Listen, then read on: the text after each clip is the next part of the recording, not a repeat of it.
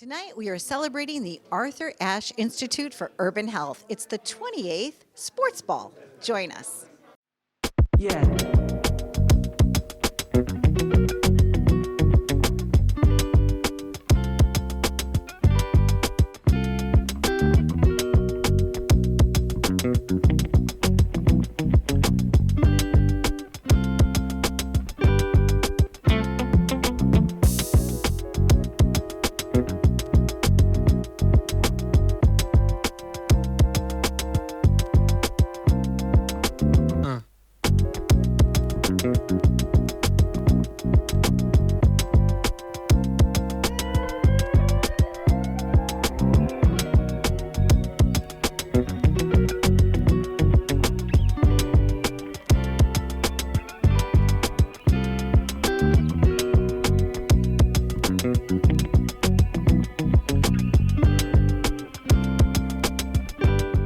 Tell us why tonight means so much to you. Congratulations. Thank you so much. Thank you. Tonight means a whole lot to me because it's our 30th anniversary that we will be celebrating in December. It's our first time out together since 2019. And so this is such an opportunity for us to just come together and celebrate the work of the Institute and raise money to continue this work. Now, if I understand correctly, the Arthur Ashe Institute for Urban Health, they go into both like barbershops and beauty salons and things like that because they're trying to bring awareness and education, directly to the people. Exactly, meeting people where they are because people trust their barbers and their stylists more than they trust their doctors. That's true. And so it's always great to have us go out into the communities, talk to people about health, and make sure that we're meeting them where they are and that we are tailoring the messages to the community as well. And this year you have some new announcements. I know that you have some new health partners as of yesterday. So tell us what's new this year. So one of the things that we're really excited about is our collaboration with IMG, Independent Medical Group, helps.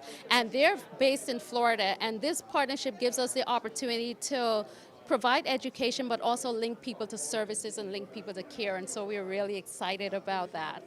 Now, Arthur Ashe cared a lot about people, right? And so just 2 months after, before he had passed away, he started the Institute. So it's in celebration of all that he did for the community as well. Oh, yes. The Institute, as you mentioned, just 2 months before Arthur Ashe passed away, and the legacy that he has left is indelible upon the community. He really cared about humanity, he really cared about being an activist and making sure that health inequities were not there. And so it's been important for us to follow in that vein as well.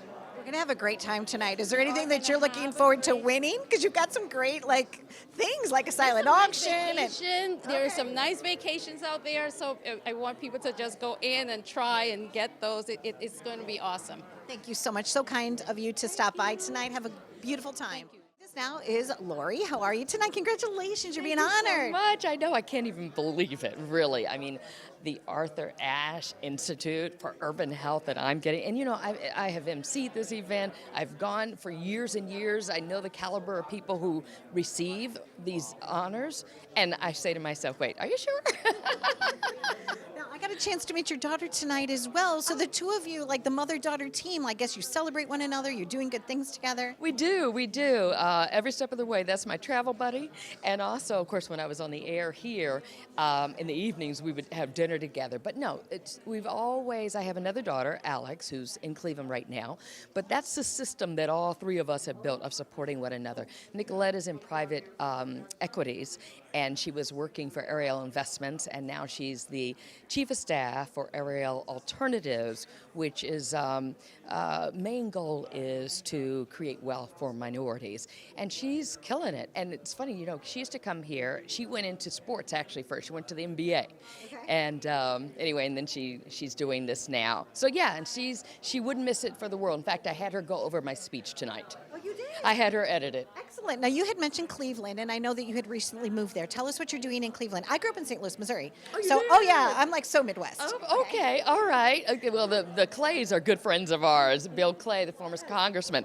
So my dad was a U.S. congressman for 30 years, Louis Stokes, and I have all of his memorabilia, his photos, his awards, his documents, even from when he was an attorney. My dad argued Terry versus Ohio, which became stop and frisk.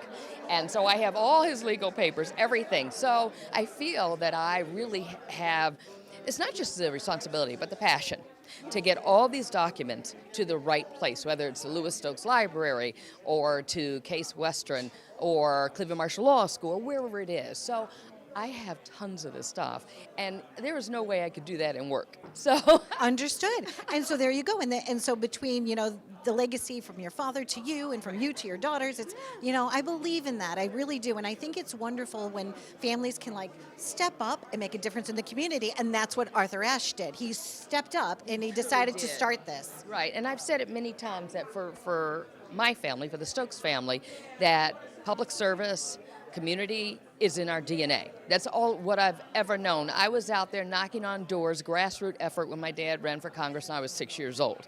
So it's like you almost get kicked out of the family if you don't give back. And I was thinking, my dad was a leader in healthcare and fought up until the end to minimize the disparities that existed between minorities and getting proper health care. He grew up during poverty. There's a story I'm going to tell tonight how Dr. Fauci and Francis Collins came before him when my father was chairman of one of the subcommittees of the House Appropriations, and they asked him for money. And he said to them, how can I allocate funds for you when you are not properly doing what I need to see for minorities at NIH? So it is all cyclical, and he, like Arthur Ashe, as you said, it was incumbent, they thought, upon themselves, having faced racism, having faced inequities, that when you're in the powerful position to be able to work within the system, that's how you can affect change. And so I know that my father, my mom would both be looking down and be so, so proud that I have had the honor of this award. It means it's full cycle. Absolutely is. Yeah. So continued success and happiness on your journey. It's so lovely to see you here in New York again, and have a beautiful time tonight. I know I will. It's just a pleasure to talk with you. Thank you so much. Happiness to you too. Okay. All right. Go Cleveland. Okay. Be well. So congratulations on this honor. What does this mean to you? It means a lot to me because, I have a great respect for Arthur, and getting an award from an institute that he started or he established is a big thing to me. He has great things he has done in Africa against apartheid. I am from Africa, so it has a special meaning to me. And he has worked a lot against poverty, which also is I'm passionate about. And in addition to that, the Institute is doing so many clever, impactful things in the community, including the Health Academy, the barber shop, the hairstylists, all those things that the Institute is doing is significant to me, and because of that, the award has a special meaning to me. That's why I'm very excited and very happy about the award. You are so well educated. Can you tell us about the different schools that you've gone to through the years? Yeah, I got my first degree in Ethiopia, the medical degree at Addis Ababa University. Then I went to McGill to do my residency program in community medicine, and after that I did also my PhD in epidemiology and biostatistics. Following that, I did a fellowship training in primary care at Robert Wood Johnson Medical School, and a molecular prevention training also at NCI. So I have experience in a lot of areas because of my education, and I served in a lot of leadership capacities at different institutions, including Rutgers, the Canadian CDC, and also the one I'm in now, Downstate Health Sciences University. So, all those things actually helped me to really understand better about the health issues that minority communities are facing. And, I've been doing this for the last many years, including in Ethiopia, and helped in reducing maternal mortality, childhood mortality in a really disadvantaged population. So I'm very happy for doing all those things. I was excited to watch you through LinkedIn and all of your former classmates and things like that. They were congratulating you on this honor tonight. So continued success and happiness on your journey. And I know that there's a lot of youth out there that want to emulate you. They want to follow your career. So good for you for being a role model for that. Thank you. Thank you. I really appreciate for giving me this opportunity. Nice talking to you. Thank you. You as well. Happy journeys to you. So what sneakers are you wearing tonight? I got my bougie sneakers out, Givenchy, which I only bring out on a special occasion here and there. Okay. And this is definitely one of them. So we see you guys together often, and tonight you're kind of co-hosting, right? So what is it that you like about working with each other? What is the magic between the two of you? Well, it's been 16 years, I think, now that we've been working Almost together. 16. Feels like a lifetime. See, he forgets. So it's almost like, it is almost like a marriage, it really is, in many respects. So we know each other quite well. We actually do hang out. People oftentimes do think that we're married, but we actually do get along. We don't just have fun on the air. We actually have fun behind the scenes as well. So it's nice to have an event that we both have been kind of tied to for a long time. Yes, you guys have been, Right. right? So tell us what tonight means to you. Like the Arthur Ashe, Institute for Urban Health is pretty exciting.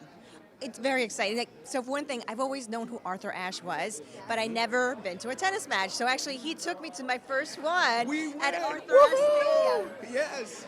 That's okay, Lori. You come in our way too. Come on in. There you go, Lori. Hey, love, how are you? We're so happy you're here. I know, To be me honored too. tonight. So good. I missed you on my goodbye. I know. Because I you was were bummed traveling. too. Yes, I was in Orlando. So we still have to get drinks. Tonight might be the night, right? Tonight. We are here celebrating all good things about like living life fully and helping people learn education about health awareness, and we're having a good time. And it's about time that people can have a good time, right? Oh, yeah, we're here. She likes to have a good time. I I can tell do. you Oh, that. wait a second. Don't get me started. Exactly. We were talking about tennis, so we were talking about your first time that you actually got to see a tennis match, right? I did, yes. Over the summer, Arthur Ashe Stadium, we went. Actually, he took me. I told him I want to go. He's like, okay, let's go to the U.S. Open. Nice. So then, and doing this, kind of means a little extra. Like, I feel like I know the man even better. But And Lori, how about you? Do you play tennis? Have you ever participated in tennis I was before? just at the U.S. Open this year. In fact, the day that Federer was playing and Naomi. It was great. It was a good one. It was a good one. Oh my gosh. And it was fabulous. It was fabulous. And I've been going for several years. I was very close friends with Mayor Deakins. And so, his life was about tennis. And so, and he used to talk so fondly about his relationship with Arthur Ashe and what just an amazing man he was, just from the personal level as well. I played tennis like in the street, literally. I grew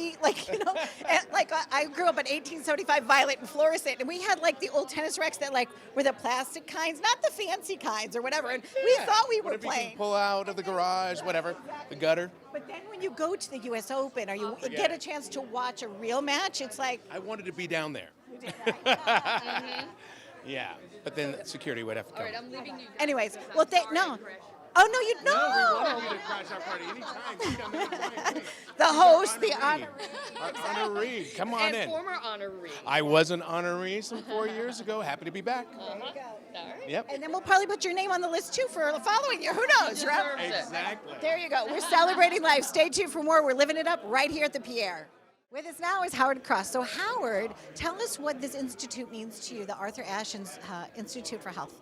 It's a great institute. I think people probably don't realize it if you're not, part of the community. But they do a lot of great work, serving the inner cities and the underserved communities when it comes down to medical, for people, health services, from things as simple as what we would think as simple as, getting a mammogram or a colonoscopy or something else, checking for diabetes. There's a lot of people need that. They need not just health, they need be able to eat correctly, and all these things that are kind of like voids and deserts. They're like food deserts in certain places.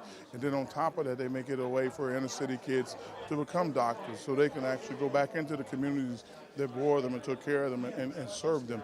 So this is a whole full circle, almost circle of life kind of thing that they've kind of created, and they're doing a great job. Now, I thought it was wonderful that they went into the barbershops and they go into the beauty salons where some of those people are their most trusted advisors, right? Right? Because they'll listen to them when it says, hey, you know what, maybe you're not feeling so well, and that's where they can be introduced to some of the screenings. Well, you know, the thing is that a lot of people don't realize also that like the African-American community and poor communities and urban communities, they don't really trust doctors, and they don't really trust people coming in and offering unsolicited help. So we don't really like show up to the doctors a lot, and that's where a lot of the issues arise when you hear that there's like a high rate of breast cancer in the African-American community because you won't go to the doctor. You know, there's a high positive rate of colon cancer because you won't go to the doctor, heart disease because you won't go to the doctor, whatever else because you won't go to the doctor.